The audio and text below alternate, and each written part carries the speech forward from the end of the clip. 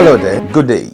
In our discussion today, we are really excited to have with us the founder and president of NiBS University, Professor Kwaku Atuahene-Gima. In our discussion, we're going to focus on the groundbreaking initiative dubbed the Speaker's Scholarship. And we're going to see how that scholarship is going to help partner the two institutions, that is Parliament and NiBS University. Professor will be taking us through the journey, how the vision was born and how NiBS is an ideal partner for the institution of Parliament, and how that initiative will serve as a catalyst to help transform governance and leadership. Good day, Prof. Good day. I'm very excited. Let me just confess that the moment I walked in, I was blown away. Let's spend some few seconds to talk about NiBS University. NiBS University is a vision I had quite a long time ago. And I'll take you back to around 2008 when I came to Ghana on a project for the SIPS University, which is in China. We have a campus here. I brought it here. And at that time, I had to travel between Shanghai and Ghana almost every 2 weeks. On one trip, I was reading a magazine, and in the magazine, there was a statement, a report by the European Commission, claiming that if Europe was to become a knowledge economy with great leaders, then we have to extend doctoral education to professionals and executives. That's where the idea was born, because I thought, well, Africa probably needs it far better than Europe. So around 2014, I quit my job and set up the school. And the idea behind the whole thing is that if leaders and executives, professionals are going to be able to help a nation develop and the organization develop, they need to have an idea of theory and how theory applies in practice. And you cannot have that unless you do a doctorate program. But unfortunately, executives have great difficulty doing a doctorate because they have family issues, work issues, and all that. Wow, that's amazing. And it calls for some courage to quit your job. Absolutely. And establish this. Well, this takes us to why we are here, the Speaker's Scholarship. It is innovative, it is amazing, but talk us through it. How did this whole idea, how did it start? The whole idea started with an opportunity to, when I met the speaker at some point. And he's highly committed to democracy, institutional development, governance, and all that. So I think he's always looking for ways to enhance that vision.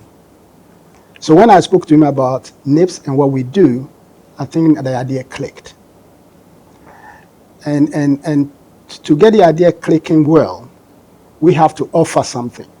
And so I came up with the idea of a scholarship that would help parliamentarians and parliamentary staff to take opportunity to develop their leadership skills, knowledge, and to be able to solve practical problems with theory. You know, I always emphasize theory because theory is critical for people's thinking. And if they are able to do that, I think the vision of the speaker will be achieved. Great. So this initiative, how does it serve as a catalyst to transform governance and leadership in our country? First and foremost, we have two critical programs that are very, very important in this process. The first one is what we call the Doctor of Business Leadership. And the second one, which is actually initiated because of the conversation I had with the speaker, is Doctor of Public Sector Innovation and Leadership.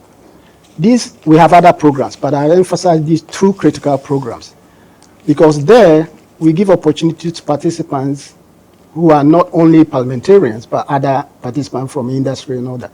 We get them to conceptualize problems that they are facing in governance, in business, wherever they are, and be able to take the scientific approach to solve that problem. And if they are able to do that, they become leaders in that specific field and develop that leadership and then share their knowledge.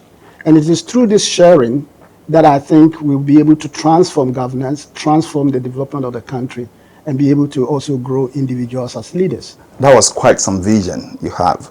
But of all the universities in Ghana, both public and private. Why NiBS to partner Parliament? I think the speaker saw a few things. I think the first thing he saw is a school or a university that is designed specifically to make it easier or possible. I wouldn't say easier because some people can't go through it, but make it possible for executives like parliamentarians, people who are very busy with family issues, work issues and all that, to actually undertake a doctorate. And so the design, our executive-friendly design, is something that he appreciates. That's the first thing. The second thing is that I think we do have the support system to allow people that are busy to undertake a doctorate. If we were to go into detail, you see all these young people here. We got research fellows and people like that.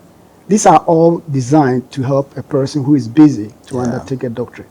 And many people don't know this, but here we do have a feedback system, a feedback policy, and a system that allows us to be able to provide feedback on a doctorate thesis or thesis chapters, to the participant in 14 days. Wow.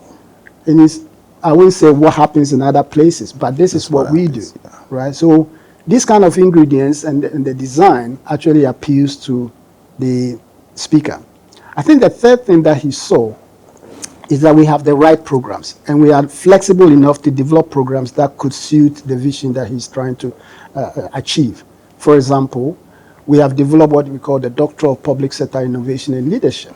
And this is specifically because we met the speaker and listening to what he wants to achieve. And in some maybe traditional schools, this will take years, if at all, to actually get it done. But we got it done in almost about a year. Wow. You know, so the class for that program is starting this December. December, okay. Yeah, where I'll be teaching the first course. Wow, So that's amazing. That's amazing. The students, the participants should aim to do very well with me. Just listening to you talk, I'm salivating already. But I'm also looking at how this initiative, the impact of this initiative on leadership, on governance, on policy innovation. How is it going to be? What are we to expect at the end of this particular program? I think that's a very important question, and that goes to the core of the vision of the speaker.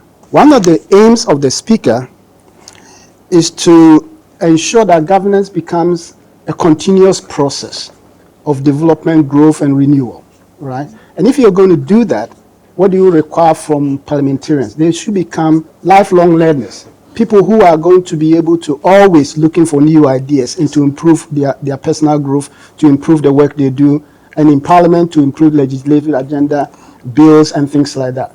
So he wants a school that is really geared towards this, and I think we fit that bill.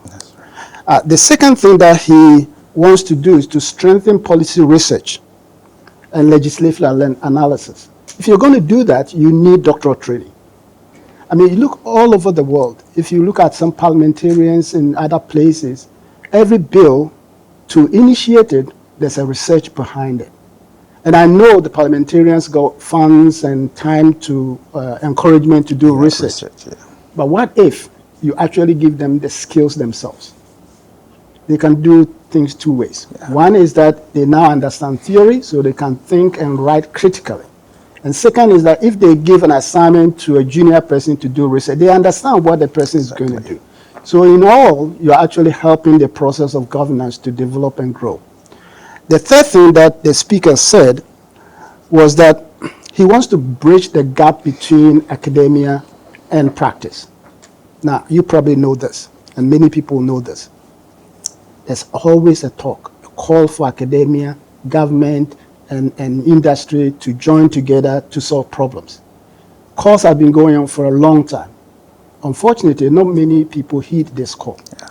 So this speaker's vision provides us an opportunity to at least show an example in the country as a school collaborating with Parliament and possibly industry to be able to bring research skills across to participants. And not only that, when they get this kind of skills, it allows them to make evidence-based decisions. decisions backed with real research and evidence. I think that's the only way we can progress as a nation.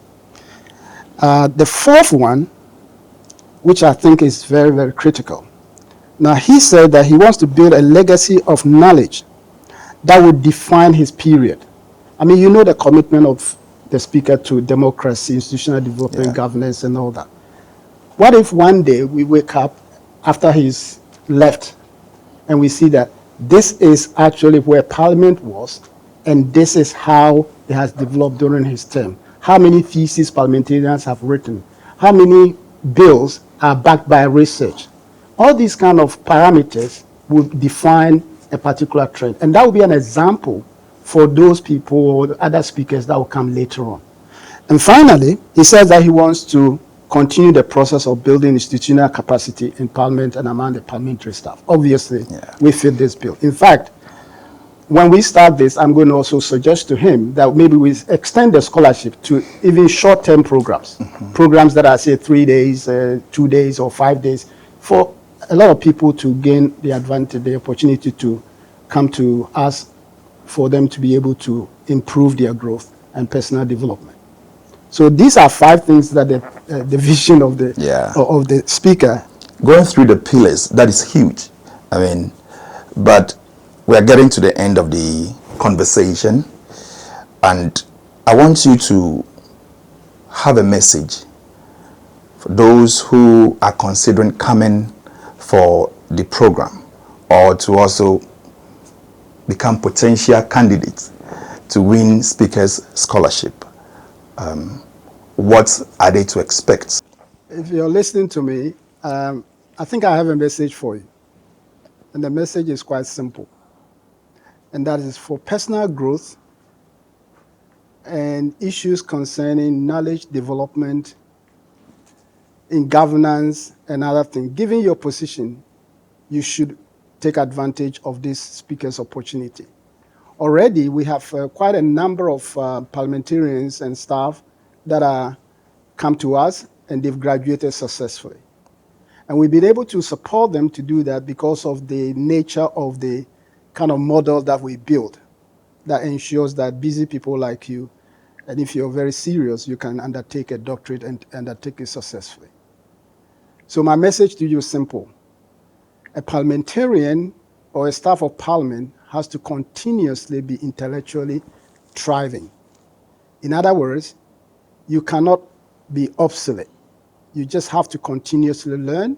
You have to be able to develop new ideas, to be able to help your constituency by developing new bills and all that. And these all require you to undertake a doctorate program, because there you get the skills and the research that will back up all these activities. So my message to you is simple. Let us together support the vision of the speaker by all of us advancing our scholarship to ensure greater governance for Ghana now and in the future. We look forward to the official launch of Speakers Scholarship on Monday, November 17, 2025 at the Speakers Conference Room at Parliament House.